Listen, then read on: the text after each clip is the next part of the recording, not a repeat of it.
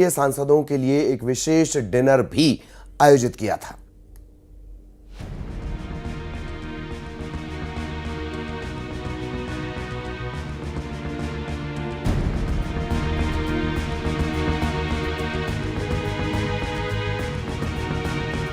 PM Modi ने शीतकालीन सत्र के दौरान यूपी के एनडीए के सांसदों से मुलाकात की। बैठक में सांसदों से पीएम मोदी ने कामों को तकनीकी के जरिए जनता तक पहुंचाने की सलाह दी है। पीएम मोदी ने यूपी के एनडीए सांसदों के साथ बैठक की। इसमें एनडीए में तालमेल बढ़ाने पर चर्चा हुई।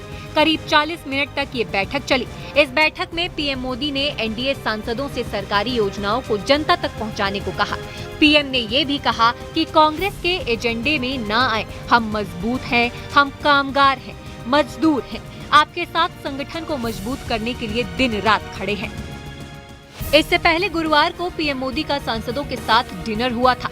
ये डिनर नरेंद्र मोदी ने अपने सरकारी आवास 7 लोक कल्याण मार्ग पर एनडीए सांसदों के लिए रात्रि भोज का आयोजन किया था। इस दौरान पीएम मोदी सांसदों से मिले थे।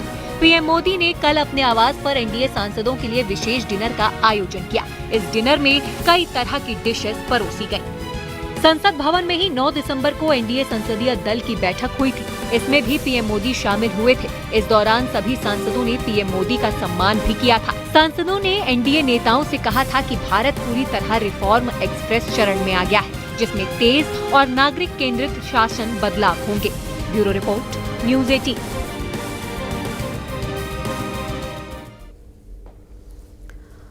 और मध्य प्रदेश में सरकार के 2 साल पूरे होने पर सीएम डॉक्टर मोहन यादव ने प्रेस कॉन्फ्रेंस कर कामकाज का ब्यौरा दिया है। सीएम ने उपलब्धियां गिनाते गिनाते कांग्रेस पर ताबड़तोड़ सियासी तीर भी चलाए हैं। नक्सलवाद के मुद्दे पर कांग्रेस को घेरते हुए कहा कि कांग्रेस ने नक्सलवाद के खिलाफ ठोस कदम नहीं उठाए और हमारी सरकार ने इसकी डेडलाइन भी तय कर दी। इसके साथ ही सीएम ने 2 साल की उपलब्धियां और 3 साल के विकास के रोडमैप की पुस्तक का विमोचन किया।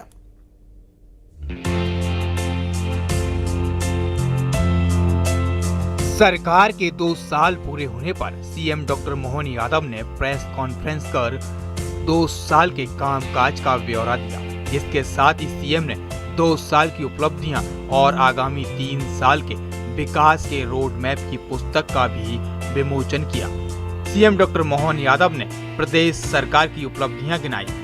सीएम डॉक्टर मोहन यादव ने कहा, लाडली बहना योजना की राशि बढ़ाई गई, किसानों के लिए भावंतर योजना लाई गई, सरकार ने समर्थन मूल्य देने का काम किया, पूरे देश में सबसे सस्ती बिजली एमपी दे रहा है, युवाओं को रोजगार देने का भी काम किया। 42 दिनों में 42 नक्सलियों ने सरेंडर किया। 32 लाख करोड़ के निवेश प्रस्ताव भी सरकार को मिले हैं।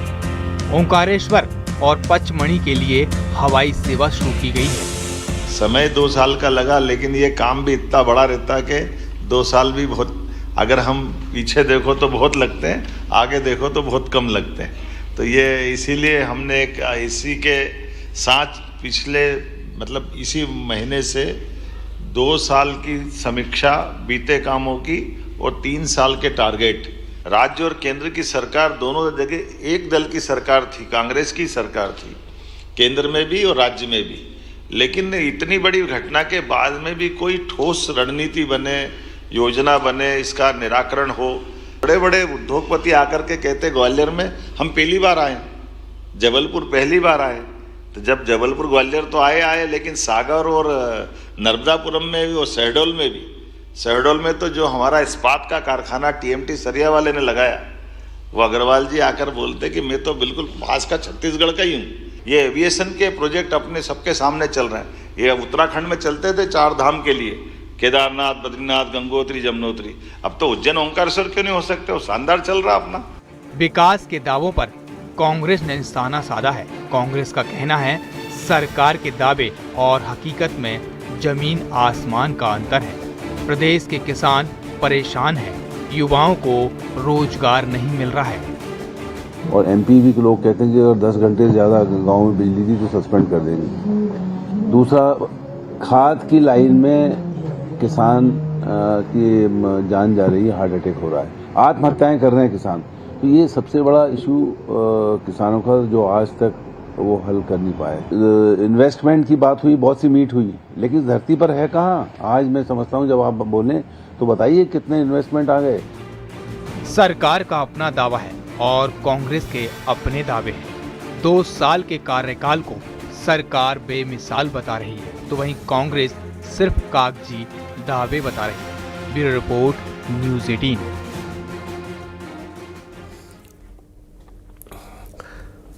और अब बात क्रिकेट के मैदान की। भारत के फ्यूचर स्टार वैभव सूर्यवंशी ने एक बार फिर बल्ले से रनों की बरसात की है।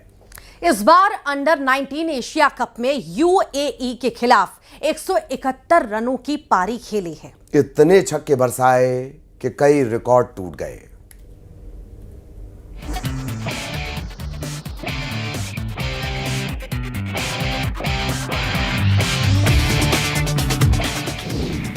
वैभव सूर्यवंशी नाम दुबई में लाया तूफान, बल्ले से मचाई तबाही, गेंदबाजों की शामत आई। ताबड़तोड़ अंदाज, बेबस हुए गेंदबाज। सूर्यवंशी का कोहराम रुकने का नहीं ले रहा नाम।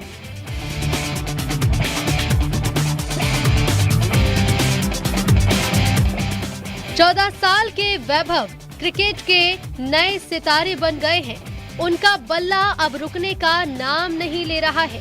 एक बार फिर वैभव सूर्यवंशी ने बल्ले से तबाही मचाई है। दुबई में चल रहे अंडर 19 एशिया कप में ताबड़तोड़ अंदाज में खेलते हुए तूफानी शतक जमाया है। वैभव सूर्यवंशी ने अंडर 19 एशिया कप में यूएई के खिलाफ 95 गेंद पर। और इस वक्त बड़ी खबर आपके स्क्रीन पर। केंद्रीय गृह मंत्री अमित शाह रायपुर पहुंच चुके हैं। एयरपोर्ट पर सीएम विष्णुदेव साय मौजूद हैं। साथ ही साथ उनके विधानसभा अध्यक्ष डॉक्टर रमन सिंह भी मौजूद हैं। बता दें आज रायपुर में ही रुकने वाले हैं केंद्रीय गृह मंत्री अमित शाह। कल बस्तर के लिए रवाना होंगे। बस्तर ओलंपिक के समापन समारोह में केंद्रीय गृह मंत्री अमित शाह को शामिल होना है और इसके लिए वो रायपुर पहुंच चुके हैं। एयरपोर्ट पर विधानसभा अध्यक्ष डॉक्टर रमन सिंह और मुख्यमंत्री विष्णुदेव साय भी पहुंचे और यहां से रात्रि विश्राम वो रायपुर में करेंगे और कल बस्तर रवाना होंगे। न्यूज़ 18 मध्य प्रदेश छत्तीसगढ़ पर एक्सक्लूसिव तस्वीरें। तो कल जगदलपुर के लिए रवाना होंगे केंद्रीय गृह मंत्री अमित शाह। ये बड़ी जानकारी आपको दे रहे हैं। आज रायपुर में ही रुकने वाले हैं और कल बस्तर के लिए रवाना होंगे।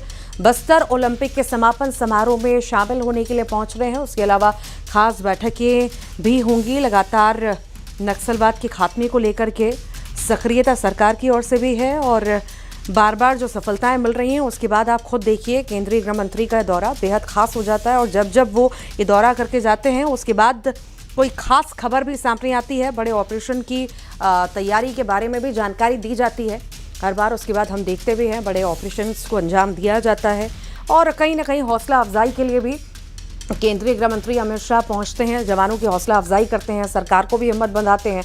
जो एक टारगेट रखा गया है उस टारगेट के बहुत करीब पहुंचने का दावा लगातार सरकार कर रही है और जिस तरह से बड़ी संख्या में नक्सली खुद सरेंडर कर रहे हैं, इतने बड़े बड़े इनामी नक्सली और कई सारे ढेर किए जा रहे हैं जो मानने को तैयार नहीं, हथियार डालने को तैयार नहीं, उन्हें भी ढेर किया जा रहा है। तो ये कहीं ना कहीं बड़ी सफलता है। गिरफ्तारियां, सरेंडर और मार गिराना, ढेर करना ऐसे नक्सलियों को जो मानने को तैयार नहीं, ये बड़ी सफलताएं हैं। और एक के बाद एक आपने देखा कि कई बड़े हार्डकोर नक्सली, बड़े बड़े लीडर्स ने सरेंडर किया है, कुछ मार गिराए गए हैं।